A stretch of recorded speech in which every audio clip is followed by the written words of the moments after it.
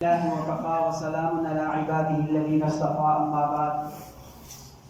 أعوذ بالله من الشيطان الرجيم. بسم الله الرحمن الرحيم. شهر رمضان الذي أنزل فيه القرآن هدى للناس وبينات من الهدى والفرقان.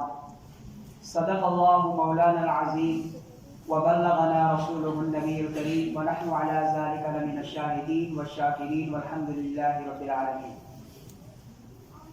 یہی ہے وہ کتاب حق جسے قرآن کہتے ہیں، یہی ہے وہ کتاب حق جسے قرآن کہتے ہیں. اگر اس کی گہرائی کو پہچانو تو اسے فرقان کہتے ہیں. نہ ادھر بھٹکو نہ ادھر بھٹکو اے غافل مسلمانوں، نہ ادھر بھٹکو نہ ادھر بھٹکو اے غافل مسلمانوں. یہی ہے وہ پیام حق جسے کلام رحمان کہتے ہیں. میرے انتہائی واجب الاحترام بزرگوں، بھائیوں، دوستوں، حضرت امام صاحب، قاری صاحب، آپ تمام حضرات کا تراویح کی نماز میں قرآن پاک کو سننا اور قرآن حضرات کا سنانا اللہ تعالیٰ اپنی بارگاہ میں قبول فرمائے.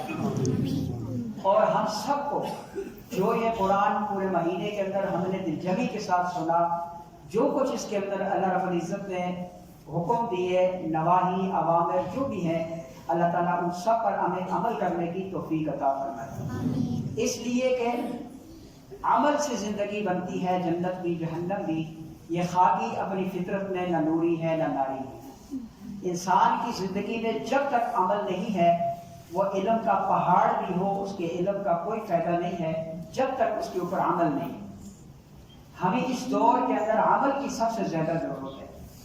آپ حضرات نے ماشاءاللہ رمضان المبارک کا مہینہ گزارا، آپ نے رمضان المبارک کو روزے رکھے، تراویح پڑھی، قرآن پاک کی تلاوت کی، سحری کھائی، افطاری کی.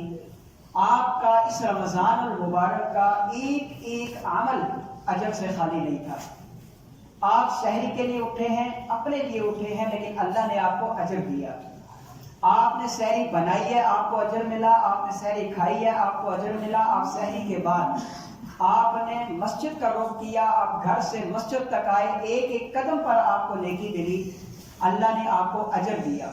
پھر آپ یہاں پر آئے، 5 منٹ 10 منٹ جماعت کو رہتے تھے، آپ انتظار میں بیٹھے، انتظار میں بیٹھنے کا آپ کو اللہ نے نماز جیسا اجر عطا کیا. پھر آپ نے نماز پڑھی تو عام دنوں کی بنسبت یہاں پر رمضان المبارک کے اندر آپ کے نفل فرضوں کے درجے پہ آ گئے، اور فرض جو تھے وہ 70 گنا زیادہ درجے پہ چلے گئے. آپ کو اللہ تعالیٰ نے نماز کا ڈبل ٹرپل اجر عطا کیا. پھر آپ فجر کی نماز پڑھ کے گھر جاتے ہیں، آرام کرتے ہیں. روزے کی حالت میں آپ نے آرام کیا، اپنے جسم کو سکون دیا، لیکن آپ کو اللہ نے اجر دیا. پھر آپ اٹھے ہیں رزق حلال کی تلاش کے لیے، ملازمت کے لیے، نوکری کے لیے، دفتر گئے، آفس گئے، کام کرنے کے لیے گئے. آپ نے رزق کمایا، اللہ تعالیٰ نے کر کے آپ کو اجر عطا فرما دیا. القاسم حبیب اللہ. اس کے بعد آپ نے ظہر کی نماز پڑھی، پھر عصر کی نماز پڑھی، پھر افطاری میں لگ کے افطاری بنانے میں، افطاری کھانے میں. افطاری بنانے پر آپ کو اجر ملا، افطاری کھانے پر آپ کو اجر ملا. پھر آپ نماز عشاء کی تراویح کے لیے آئے، سارے دن کی تھکاوٹ کو برداشت کیا. یہاں پر تراویح کے لیے آدھا پونا گھنٹہ 1.5 گھنٹہ آپ نے برداشت کیا. اللہ تعالیٰ نے آپ کو قرآن سننے کی توفیق عطا فرمائی، قرآن حضرات کو قرآن سنانے کی توفیق عطا فرمائی. اللہ نے آپ کو اجر دیا. پھر آپ رات کو سو گئے، آپ کو سونے پر بھی اللہ نے اجر دیا، اس لیے کہ آپ سحری کی انتظار میں سوئے. سحری کو پھر اٹھنا ہے. اس لیے رمضان المبارک کی 24 گھنٹے کا یہ سفر جو ہے، یہ ہمارا اللہ تعالیٰ کی طرف سے اجر و ثواب ہے. اللہ تعالیٰ ہمارے اس سارے عمل کو قبول فرمائے. میں ایک مختصر الفاظ میں ایک اہم عنوان کی طرف آپ کی توجہ لے کے جانا چاہتا ہوں. قرآن مجید کے اندر جہاں نماز کی 84 آیات ہیں، جہاد فی سبیل اللہ کی 34 یا 36 آیات ہیں، پڑوسیوں کے حقوق کی آیات ہیں، حسد کی آیات ہے، کینے کی آیات ہے، بغض کی آیات ہے، غیبت کی آیات ہیں، ساری آیات موجود ہے. اوامر ہے، نواہی ہے، قصص ہے، ساری آیات جہاں موجود ہیں، وہاں پر 29 آیات ایسی بھی ہیں کہ جن کے اندر اللہ تعالی ہمیں نکاح کا حکم دیتے ہیں. نکاح کو آسان کریں، سادہ کریں اور جلدی کریں. یہ 29 آیات کا ایک مختصر خلاصہ ہے. ہمارے معاشرے کے اندر کیا ہوتا ہے کہ جہاں نکاح ہوتا ہے وہاں نکاح کے اندر سب سے پہلے ہماری سوچ میں یہ آتا ہے کہ 5-10 لاکھ روپیہ ہوگا تو شادی ہوگی.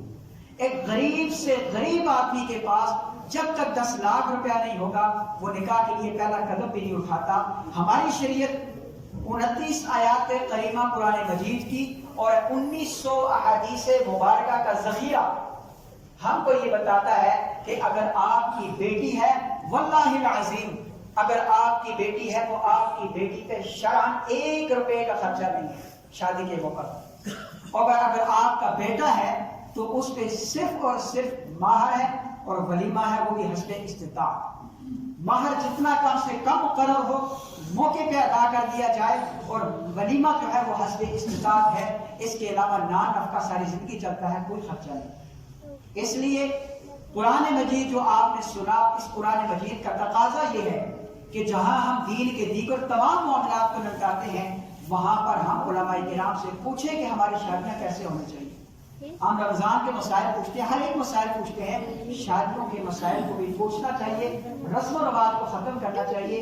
اس لیے کہ جب رسم و رواج کی وجہ سے نکاح مشکل ہوگا، لا محالہ آپ کے نوجوان بے راہ روی کا شکار ہوں گے، زنا عام ہوگا. اور زنا عام ہوگا، ایک مرد اور ایک عورت زنا نہیں کر رہے ہوتے، اس میں ہم سب برابر کے شریک ہو رہے ہوتے ہیں. اس لیے کہ یہ رسم و رواج کو پروان چڑھانے میں میرے سمیت ہر شخص، ہر مسلمان اس میں برابر کا شریک ہوتا ہے. ہر شخص کی شادیوں میں رسم و رواج ہوتے ہیں. ان رسم و رواج کو پروان چڑھانے کی وجہ سے نکاح مشکل ہوئے، نکاح مشکل ہونے کی وجہ سے زنا عام ہوا، زنا کی وجہ سے جو گناہ ہوا اس میں پورا معاشرہ لپیٹ لیا.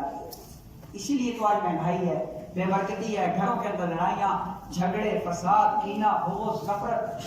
آپ ساس بہو کو دیکھیے لڑائیاں کر رہی ہیں، میاں بیوی کی آپس میں نہیں لگتی، اولاد آپ کی نافرمان ہے. اس لیے سب کا خلاصہ ایک ہی ہے کہ نکاح کو آسان کریں. 1900 احادیث اور 29 آیات کریمہ کا تقاضا یہ ہے. ہم بحیثیت مسلمان قرآن کریم کے اوپر عمل کرنے کے مکلف ہیں. اللہ تعالیٰ نے ہمیں بھیجا ہی عمل کرنے کے لیے. ما اريد منهم من رزق وما اريد ان يطعمون. کھانا پینا تو جانوروں کا کام ہے. اللہ نے رزق کا وعدہ لیا، وما من دابۃ فی الارض الا علی اللہ رزقها.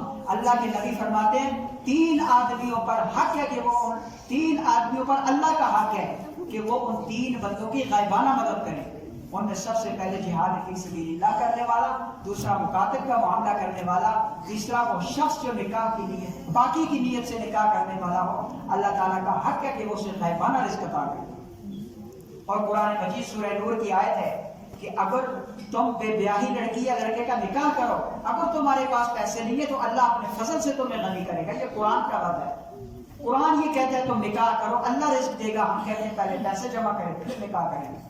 اس لیے اللہ تعالیٰ سے دعا ہے کہ اللہ تعالیٰ ہمیں ان چیزوں پر عمل کرنے کی توفیق عطا فرمائے. اور ہماری جو شادیاں ہیں ان میں سے رسم و رواج، سارے رسم و رواج ہندوانہ ہے. جہیز سے لے کر کے تیسرے 7ویں 40ویں تک سارے کے سارے ہندوانہ رسم ہے. ہمارے اسلام میں یہ کوئی چیزیں نہیں ہے. اللہ تعالیٰ مجھے عمل کرنے کی توفیق عطا فرمائے، ہم سب کو عمل کرنے کی توفیق عطا فرمائے.